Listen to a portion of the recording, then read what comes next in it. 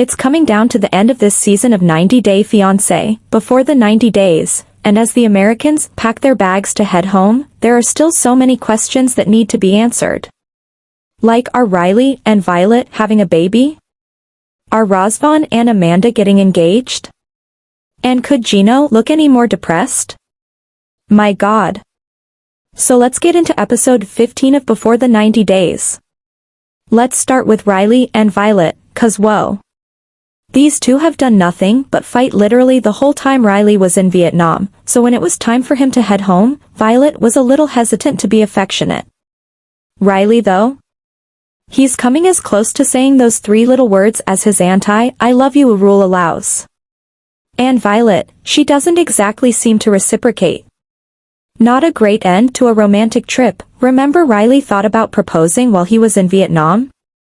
But a teaser for next week's episode hints that things maybe got a bit more affectionate than we thought. I don't remember these two doing anything more than like holding hands, but we're just gonna have to wait and see if they were having off-camera rendezvous. Unlike Razvan and Amanda, who are keeping us quite updated on their rage-fueled sex life. These two might be connecting in the bedroom, but Razvan is still shocked when Amanda says she wants to get engaged soon. I mean, remember, they've been fighting so much on this trip they basically broke up. Razvan is wondering how Amanda wants to be engaged after their recent history.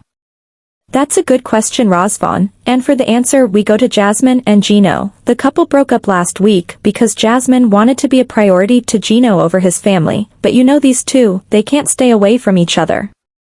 Jasmine finds Gino before he leaves for the US and proposes to her ex-fiancé with the same ring he once gave her.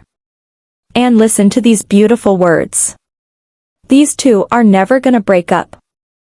And these two absolutely should break up. Cleo and Christian have been at odds this whole London trip, most recently about Christian's propensity for chatting up young women when he's out at the bar. This week, Cleo makes it clear that if they're exclusive, she's not okay with that, but Christian? It's apparently a defining personality trait. And that's a huge red flag for Cleo.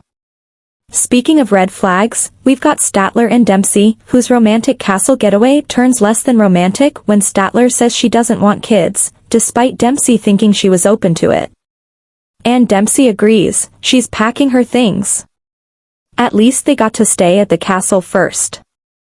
And we're ending today's recap on a bittersweet note with David and Sheila.